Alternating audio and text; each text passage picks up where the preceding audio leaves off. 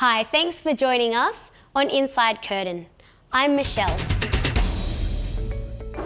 In this episode, we catch up with the Fremantle Dockers as they take our international students through the moves of AFL. Check out some of the initiatives to increase safety on campus, see members of the Hockey Roos getting help from Curtin students and academics, and hear from a group of final year students on their thoughts about how the student experience at Curtin can be improved. Coming to Australia to study is a major time in the lives of the international students at Curtin, so we thought we'd give them a chance to learn more about our local customs and culture. What better way than through our national game?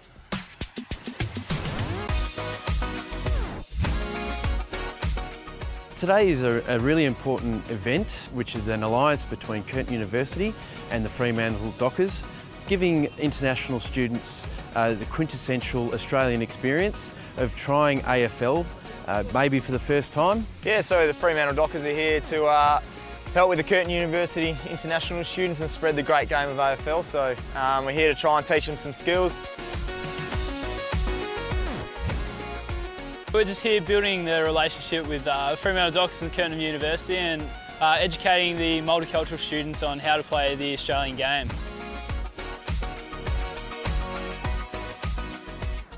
It provides students with the opportunity to enhance their student experience, not only here on Curtin campus, because they actually get to attend two Fremantle Dockers games. Are you excited about going to see a game? Yes, so that's why I'm here today. Now I understand a little bit of the rules and this stuff, and I hope to go to the game and enjoy this and have fun. Yeah, anytime the Dockers get the ball is a good time to cheer, so we've taught them that one.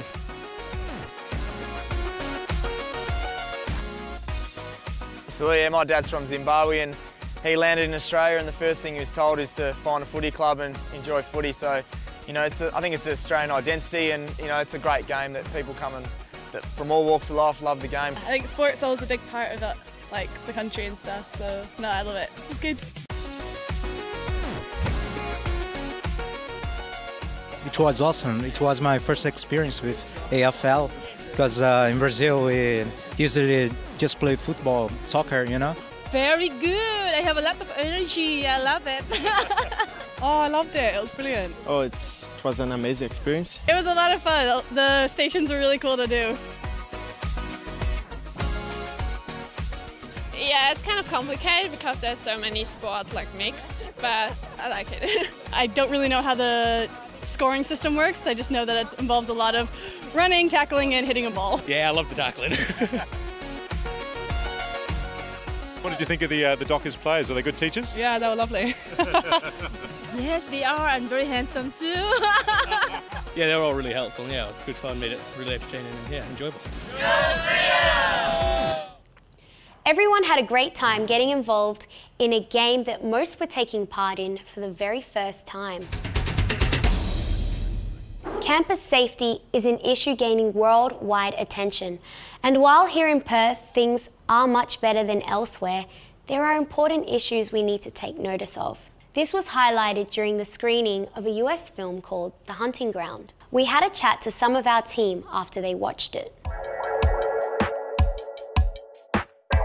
So we've just had a screening of The Hunting Ground, which is a film that is from America and details the American experience of some female college students in relation to sexual assault and rape that occurred to them. I think it's quite a confronting film, and it definitely does make people feel very emotional, especially if it's something that you have experienced or you know someone that has experienced it. It can definitely hit quite close to home.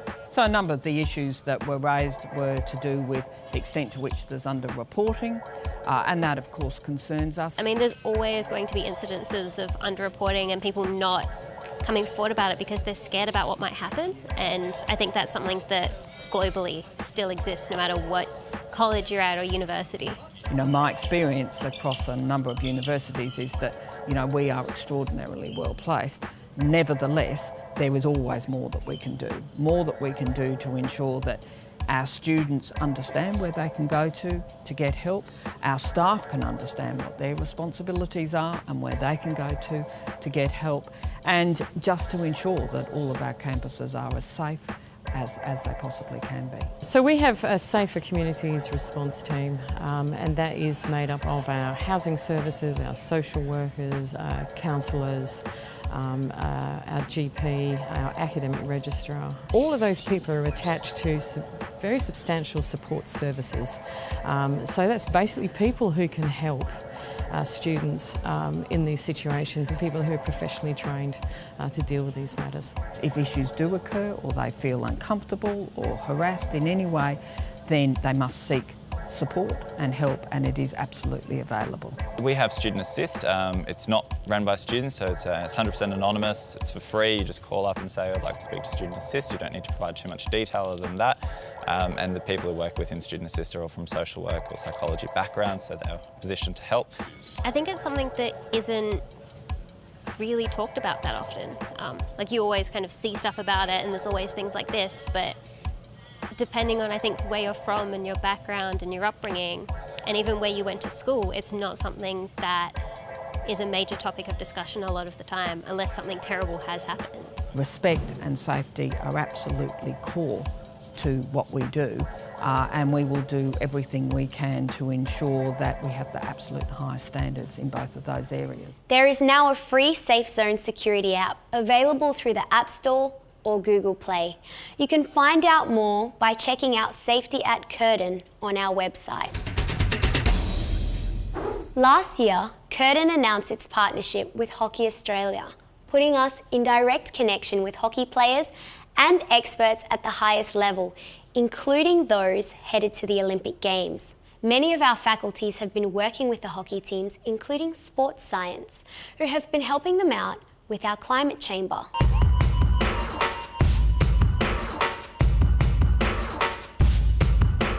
If you're from a cooler environment or if you're going to compete in a hotter environment, I guess there's two choices. You can go to the place and get used to the heat. You'd be familiar with that when in summer, when the first few weeks you struggle a little bit and then you get used to it. The other option to that is to go into a climate chamber where we can actually control the environmental conditions. So we've got a climate chamber here on campus, and so what we can do is we can crank the temperature up and crank the humidity up, and we can replicate conditions that they might be experiencing. And we can do that to get them used to those conditions, but also to adapt them to those conditions as well to make them perform a bit better.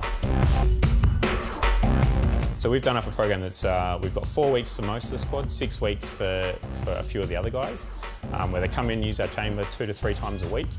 And basically it's a program where we go from what we would consider reasonably hot in the low 30 degrees and 60% humidity, and we'll take them all the way through to 38 degrees and 60% humidity by the time they get to the end of that 6-week period. So just like training, we ramp up the stimulus that we give them, and by the end they will be very, very comfortable exercising in very hot conditions, so they'll be ready to go.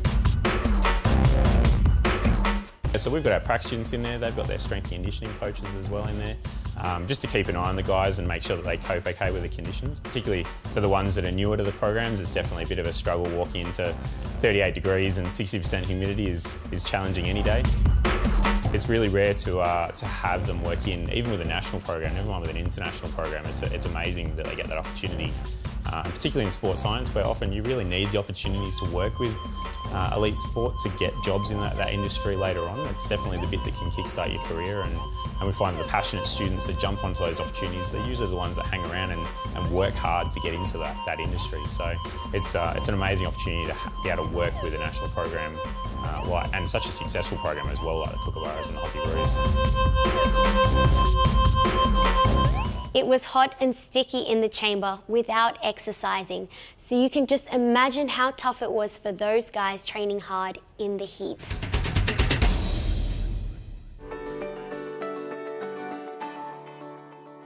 So I went to university in New Zealand. I went to the University of Otago for my undergraduate degree, right down the bottom of the South Island, and then I went to the University of Canterbury in Christchurch to do my master's degree, and then I headed overseas to do a PhD in England, so I was an international student there, the University of Sheffield. So were you involved in many clubs or anything like that?